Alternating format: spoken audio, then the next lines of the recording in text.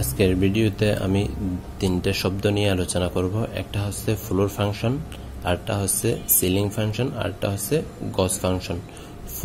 Floor function, তাহলে সহজেই আমরা ফ্লোর ফাংশন আর সিলিং ফাংশন কিভাবে মনে রাখবো।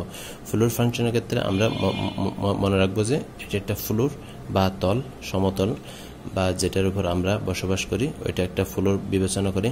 আর সিলিং ফাংশন থেকে আমরা যদি সিলিং ফ্যানের বা আমাদের মাথার উপর যে সিলিং ফ্যান থাকে ওইটার কথা যদি আমরা মনে করি তাহলে আমরা সহজেই মনে রাখতে পারি। প্রথমে জেনে নিই ফ্লোর ফাংশন হচ্ছে যদি একটা রিয়েল নাম্বার হয় তাহলে ফ্লোর ফাংশন হবে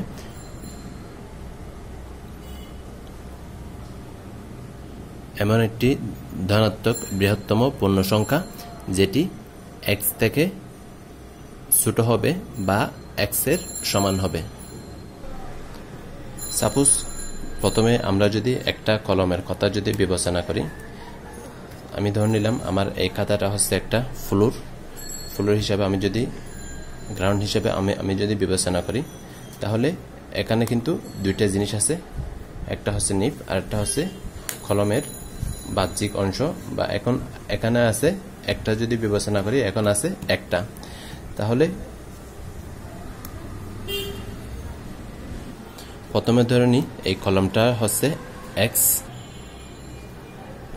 এখন বাহ্যিকভাবে আমরা যদি বিবেচনা করি এখানে কয়টা কলম আছে, একটা কলম আছে, এবং এখানে আমি সর্বোচ্চ এখানে পূর্ণ সংখ্যা 1 বিবেচনা করলাম।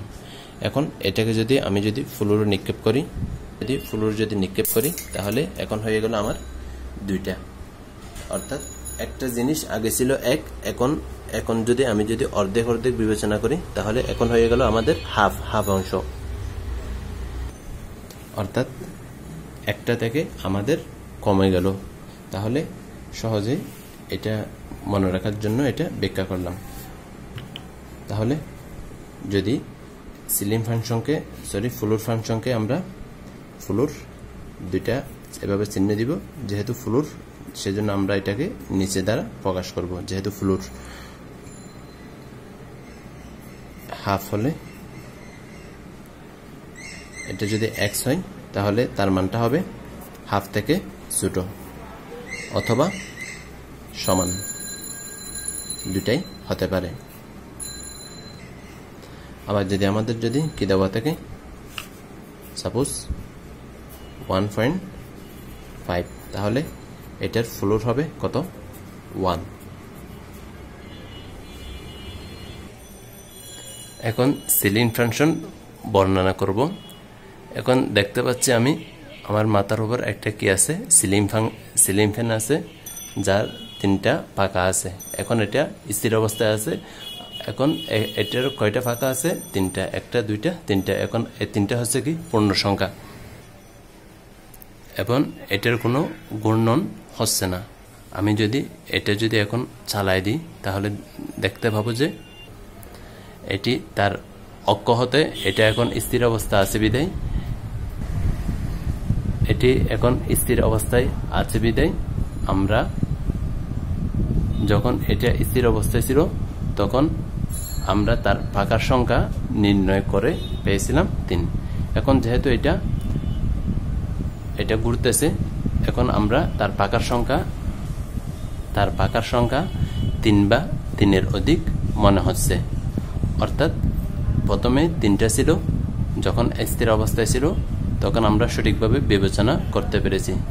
যখন এটা ঘূর্ণায়মান হলো তখন আমাদের পাখার সংখ্যাটা সঠিকভাবে বিবেচনা করতে পারতেছি না, মনে হচ্ছে এটা এখানে 3-এর অধিক এখানে কি আছে, পাখার সংখ্যা আছে।